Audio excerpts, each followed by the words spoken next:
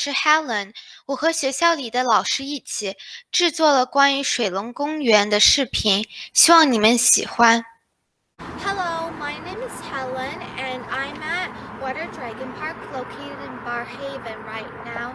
This park was built in 2012, the year of the dragon, and was named Water Dragon Park as a tribute to the sister city relationship between Ottawa and Beijing. Today I will be introducing some of the dragon themes and Chinese features in this park to you. We can see two guardian lion sculptures at the entrance of this park. These lions were present from Beijing to Ottawa. They are made out of white marble and each weigh 2,000 kilograms. The male lion holding a bow is a symbol of supremacy and power. The female lion holding a cup is a symbol of nurturing. The dual lions represent the balance and harmony between strength and love. This is a modern archway. It has a very creative design. It looks like a wave or the flow of water, which matches the theme of this park.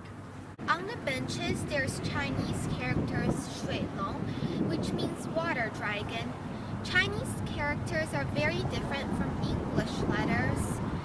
In fact, people who come here to play may not even know that these are letters because they look so much like art design.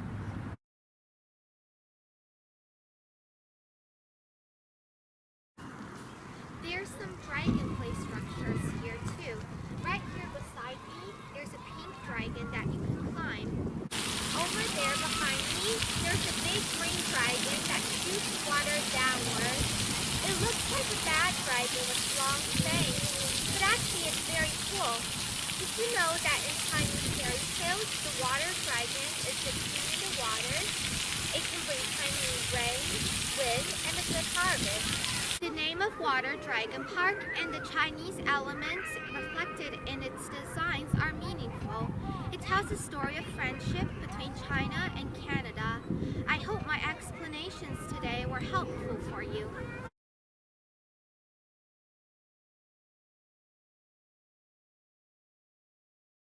The park built and named as Water Dragon Park at the same time in 2012.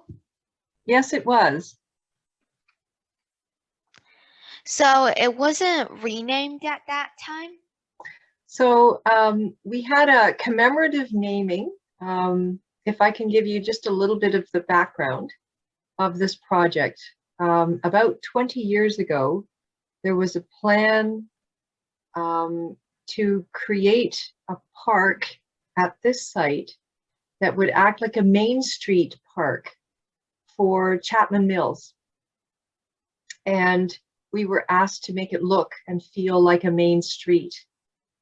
And because it was a park, first and foremost, we have design guidelines where the mandate is to create a place where people want to come, and it's a change from a typical open space streetscape, garden, balcony, a place where people could come, relax, enjoy nature, participate in sports, use the amenities in the park. And so we tried to create a frontage that gave it a more formal look, but also was very inviting to come and use this green space. Was Chapman Mills Park. So we typically use the name of the street as the park name because so many of our parks have commemorative namings. And so for our benefit and for administrative purposes, we typically use the street name. And then halfway through the design phase, Councillor DeRoche asked if we could name it Water Dragon Park. We said, absolutely, because it doesn't really have a name. But I'm still not quite sure. So it was built and named in the same year, or was it already there but renamed? So halfway through the process, the councillor told us he'd like to name it this name, Water Dragon Park. But Oh, okay. until the park is actually complete and construction complete, we don't have a commemorative naming or ribbon cutting or any of those special events. And to name a park with a specific name, if it's a dedication to something, then we have a process through the city where you have to dedicate the park through this process. If it's just giving the park a name, then we just use it. And for lack of a better name, I mean, Chapman Mills it's kind of boring when you think about it. It's the name of the street. Water dragons seem much more fantastic and fun and inviting. Mm-hmm. So when we continued with all the different aspects of the park design, we so for instance, the sign, it had to have the name of the park. So we already had those names when the park was complete. Okay, so my second question. The archway at the entrance of the park, it doesn't quite look like a traditional Chinese archway. So what really is it?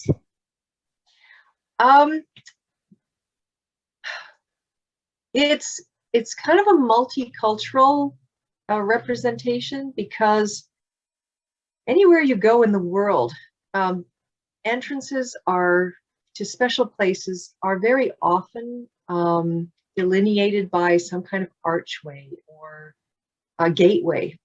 And so to me, this seems like a more abstract way that could invite people to interpret it in different ways, but also still played upon the name of the park. And we knew that we were going to be using the splash pad water dragon as the theme for the splash pad. So it was to create not ambiguity, but just to leave people's imagination interpret it how they wanted to.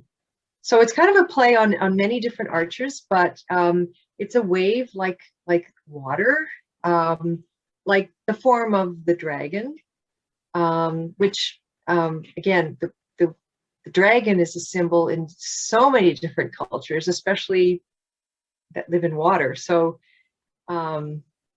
every culture seems to have their own story about some kind of beast or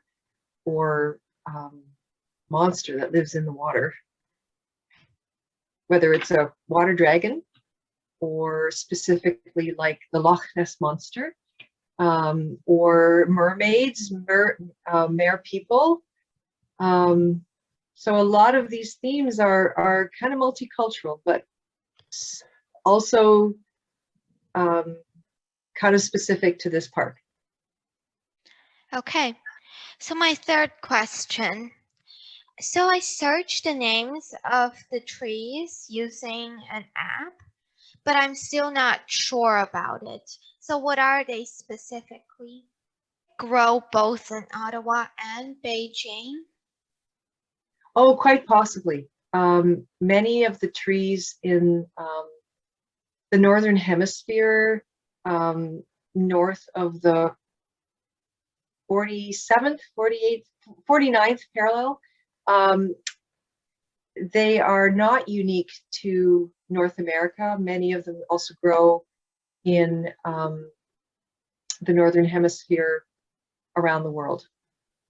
So locust trees, the common honey locust, that's a common tree. Serviceberry, definitely, hackberry, they're hardy. And so they can deal with harsh winters and also hot summers. And okay. So the choice was to have a variety of trees and shrubs, so that there would be opportunities for flowering trees, berries, attracting pollinators, having different colors and textures and scales, variety of plant material to make the garden more interesting. It's not typical either that we have this sort of courtyard style garden in a park. And it was sometimes challenging to get approval for this. So I had a very good landscape architect working as our consultant, who was just wonderful at interpreting what I wanted in the design. And that was Dave Lashley. So it was a very good team. Do these trees represent the friendship between the two sister cities? I don't think we chose them with that in mind. They were really chosen, as I said, to provide variety in color and texture and scale. Very much like the design of this park. So you have intimate spaces. You have from Chapman Mills Street, you have the more formal public space. And then when you get to the gateway, you enter the garden, which is more personal and smaller and more intimate. And then when you go down the grand staircase, which is something we certainly don't do very often in parks, then you're now into this very active play, open field where so many things can happen. You can fly a kite and you can play soccer, and I'm not sure if there's tobogganing still happening, but the intent was to have a toboggan hill in the southeast corner coming down into that area, and even a skating rink, and then the playground. Those are all more active spaces. So the park is made up of all these different zones, just like, for instance, a house or a public building where you have the formal entrance and you have small offices or you have meeting rooms. So with the design of spaces, whether they're internal or external, the same sort of thing happens. And then the plant material often complements those spaces, those external spaces, and creates a form between the ground plane and the sky. So, and those are very basic design principles when you're designing spaces, and common to every culture. And how they interpret that, again, is often very unique to the culture. So. Why did you incorporate Chinese elements into the splash pad and the play structure?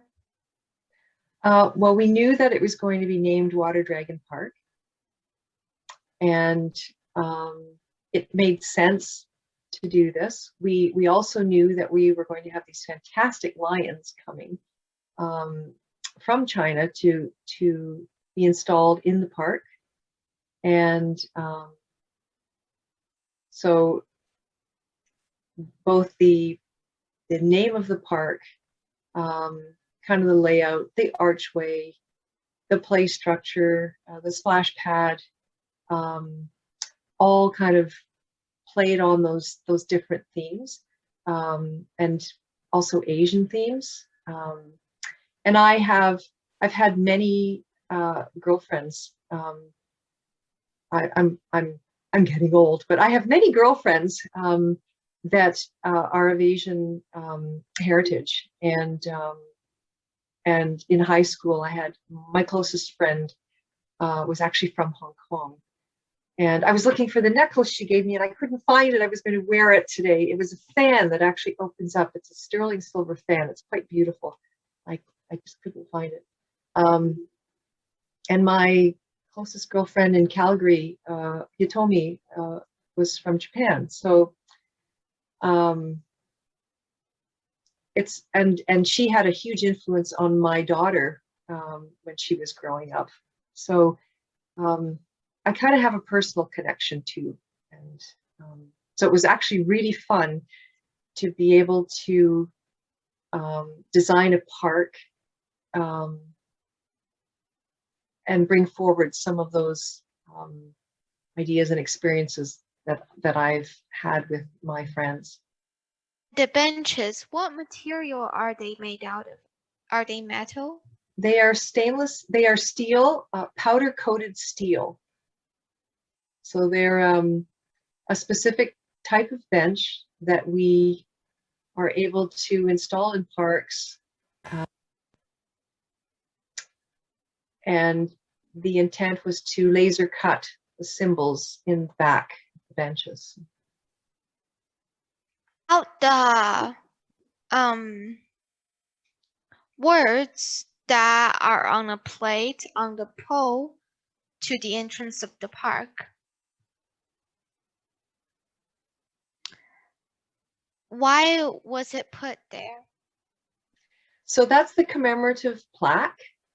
And that was part of the dedication of the park and the acknowledgement of a twin city. In our parks where we have commemorations, there are plaques that are installed in the parks.